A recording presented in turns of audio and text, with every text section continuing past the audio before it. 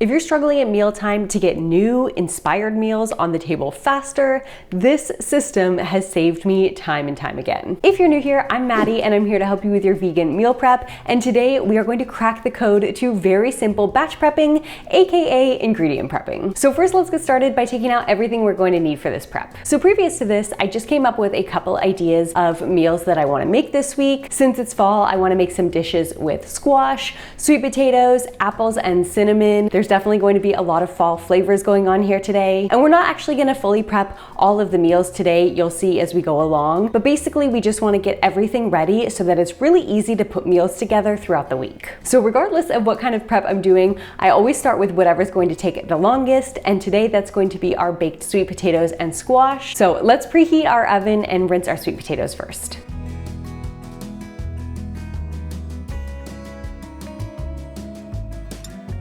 Now for sweet potatoes, I do like to pierce a little hole in them just because I have heard that sweet potatoes and potatoes can explode in the oven if you don't. So you can use a fork or a knife and just make 1 or 2 holes. And then I'll also just make sure to put them on some parchment paper on the baking tray. And that's just because as they bake, they can get a little bit messy as the juices start to ooze out from them. And then for our squash, we actually have a few different kinds here. I have a butternut squash, an acorn squash, and a spaghetti squash that I got in our local produce box. So for these, we're just going to rinse them all and then slice them down the middle. That will help them bake better.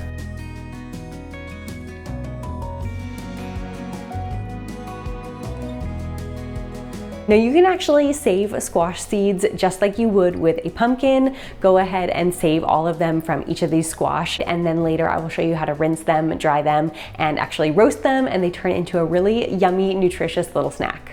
And then we're just gonna put all of the squash cut side down onto our parchment paper lined baking tray, and these will roast for about 30 minutes. I totally forgot that I also wanted to roast some garlic on this tray. Now I just saw this little hack where you can actually take a couple cloves of garlic and stick them under one of your squash, and that will help to keep the little cloves from drying out, so you don't need to add oil or any kind of moisture. So I'm just going to tuck a couple cloves under this butternut squash. And then of course, pop the tray back into the oven. Now our next longest item is going to be beets. I am just going to steam them in the Instant Pot. It's my favorite way to cook beets because it's very hands-off. I guess you could also roast them in the oven, but I am not as big of a fan of roasted beets as I am of steamed beets. I just like the flavor and texture better. So we'll just give them a quick rinse first, and then fill up our Instant Pot liner with some water, add a trivet, and then add our beets. And these ones are pretty small, so they only need to steam in the Instant Pot for about 16 minutes. And now let's go ahead and just wash and chop the rest of our veggies. It came highly recommended from a couple viewers of this channel to try doing a wash with baking soda. So I'm gonna try it out today. Usually I just do a plain water wash, but we're gonna add about a tablespoon of baking soda to the water and let that sit for about 5 minutes, and then go ahead and rinse all of the broccoli.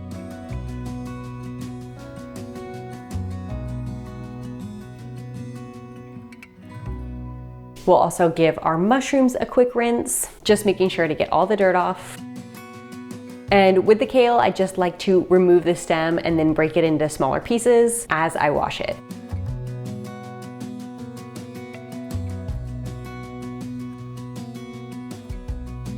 And then lastly, we'll just rinse a couple apples. Now, as I mentioned at the beginning of this video, we're keeping it pretty basic. We just want to prepare each of these ingredients so that they are ready to use throughout the week as we make them into different meals. So like with mushrooms, for example, I just want to go ahead and chop them. I'm not going to cook them or anything like that. They will be chopped, washed, and ready to use, ready to throw into any dish. I actually have them earmarked to add to a soup this week. So all I'll need to do when I'm ready to make that soup is to take the whole Tupperware out and added the contents to the soup pot. Now with the broccoli, on the other hand, it is our family's personal preference just to lightly steam it. My husband in particular is much more likely to eat it if it's already lightly steamed. So that's totally your choice. You can go ahead and leave it raw if you have it in mind for a specific dish, or you can go ahead and steam it and then it's ready to use that way as well.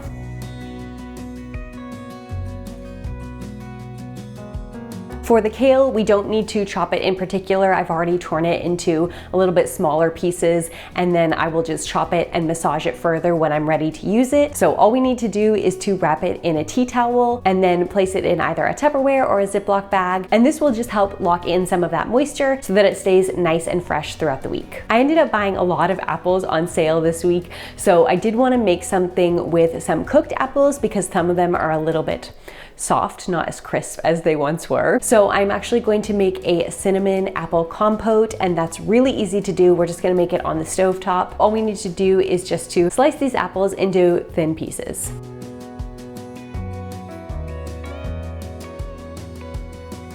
And then we'll transfer the apple pieces into a saucepan. And we just need a little bit of water here. The apples are actually going to release a lot of their own natural juices, but we just want to make sure that it's not burning at the bottom of this pan. So we'll just add about a 1/4 cup of water to this to get it going, and a 1/2 teaspoon or more of cinnamon, and a couple tablespoons of maple syrup as well. And then just let that heat up on the stovetop. It should take about 10 to 15 minutes for all of the apples to soften. And then just go ahead and make sure you stir it occasionally, making sure all the apples get cooked evenly. Then once it's been cooking for about 7 or 8 minutes, you can go ahead and remove the lid. You'll see that there may be a lot of liquid at the bottom. And so if you want that just to cook off a bit, just leave off the lid and that will evaporate as the apples cook down further. Now for our squash seeds, there is a little bit of labor-intensive work here. We do need to just remove all of the excess pulp from any of the squash left over on the seeds. So what I like to do is just to rinse them. And I just find that with a bowl full of water, it's a lot easier to remove the squash flesh that way. And then once you've picked off all the flesh, go ahead and drain them and spread them out on a paper towel lined baking sheet. We actually want them to dry out a bit before we bake them. So just using a little paper towel here will soak up some of that excess moisture, and we're just gonna set that to the side for an hour or two. Just let those seeds fully dry out first before you bake them, otherwise they won't crisp up properly. And I believe our squash should be finished now. You'll be able to tell squash is done if it's easily pierced with a fork, and you can actually turn the squash over, check the inside, and make sure it's soft in there as well.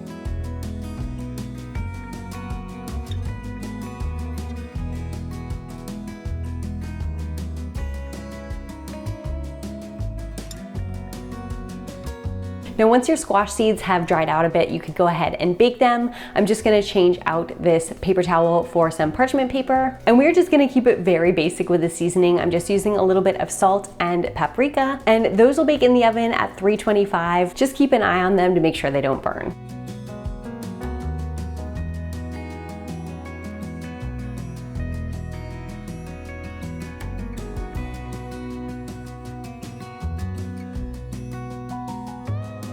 Now, once you've finished washing and chopping and maybe even baking and steaming some of your produce, you can actually stop here. You'll have a lot of items all ready to use in different meals throughout the week, and I think that you'll find just this alone is really helpful. But of course, it is only half the battle because we do still have to cook for the rest of the week. So that is why I mentioned at the beginning of the video that it can be really helpful to have some recipe or meal ideas of what you want to make with your prepped items. And so for some inspiration, I'm going to share with you a couple of my ideas of what I'm going to do with my prep this week. First, I wanted to make an alternative to our morning oats. Usually we eat oats pretty much every morning, but it can get kind of monotonous. So it's really nice to have different ways to mix it up. Oats can actually be made into oat flour and then turned into things like pancakes or waffles. So I'm going to make some sweet potato waffles today that will use up those baked sweet potatoes that we have, and then we'll also be able to top those waffles with our cinnamon apple compote. First, we just need some rolled oats. We are going to blend these down into a flour.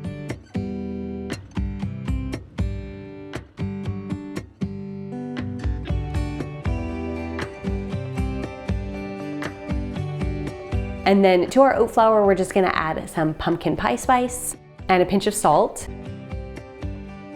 And then for our wet mixture, we're going to need, of course, sweet potato, or you could also use pumpkin or another squash here if you prefer. We're going to need some soy milk, coconut sugar or maple syrup, and vanilla extract.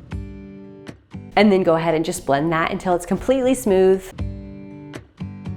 and pour your wet mixture into your dry mixture. And now this is going to be kind of a thicker batter, especially as it sits. You'll notice that it does thicken up a bit. So if it's too thick, you can add a little bit more plant milk, but honestly, it is just kind of a thicker batter, so just be prepared for that. And then once your waffle iron is hot, go ahead and add your batter and let that cook.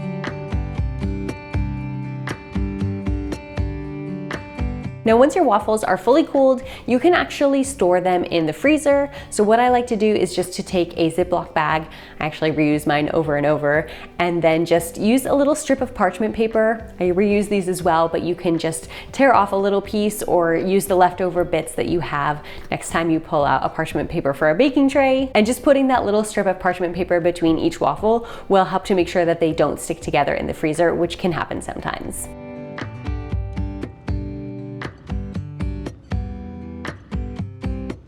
And then when you're ready to eat them, these waffles can be reheated in the toaster or toaster oven. And of course, I'm just gonna top ours with some of those cinnamon apples. So we're just getting some of that mixture heated up. And then these waffles are really nice with some maple syrup, or you could also do some jam or peanut butter. And then of course, some of our cinnamon apples on top. For a butternut squash, I was really craving some kind of a sauce to use over pasta noodles instead of doing the typical butternut squash soup. So we're just gonna do a nice thick and creamy butternut squash sauce. And we're just gonna start out with some raw cashews soaked in boiling water for around 10 to 15 minutes until they're softened. And then to the cashews, we will just add half of one butternut squash, the roasted garlic that we baked under the butternut squash, veggie broth. For mine, I'm just using some water mixed with veggie bouillon powder, and nutritional yeast.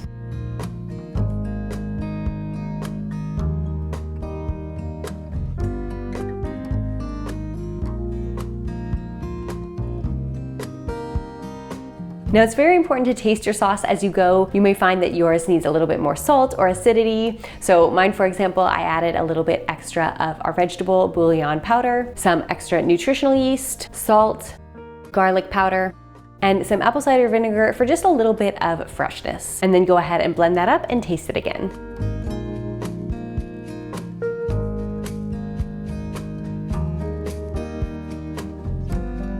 And now this sauce can also be added into your freezer if you wanted to make a really big batch and freeze some so that you have extra on hand, or you can just keep it in the fridge and use it throughout the week, totally up to you. And then of course, to make our pasta, we're just gonna use some cooked pasta noodles and of course our steamed broccoli that we prepped earlier in the week. And easy peasy, your meal is ready to go.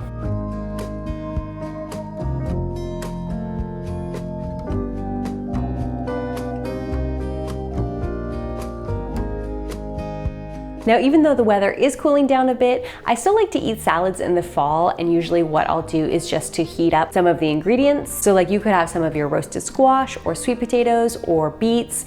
All of those could be heated parts of the salad, and then you could of course use a bed of kale or whatever kind of greens you have prepped. And that kind of hot and cold salad makes it just a little bit more enjoyable in those colder months. Since we have our kale already prepped, we are gonna start with that, and we are just going to heat up some sweet potato and beets. I'm also gonna use some noodles here, which you could heat as well if you wanted to.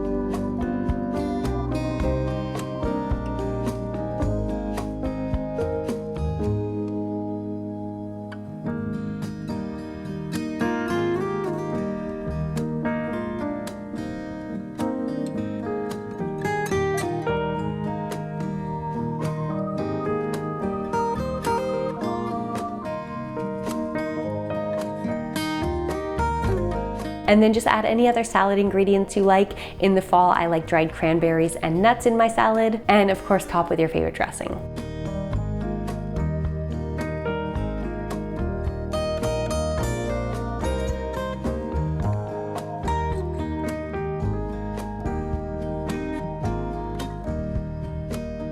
Now for your baked squash, of course, all of them are really good for making soup, but actually spaghetti squash in particular, you may have noticed it has these kind of like stringy little, almost like noodles. So a lot of people do use them in place of noodles. So midweek, I actually made a veggie soup. This is just carrots, celery, lentils, and then mushrooms and kale from our prep. And then instead of noodles, I'm gonna add our spaghetti squash and just heat everything up.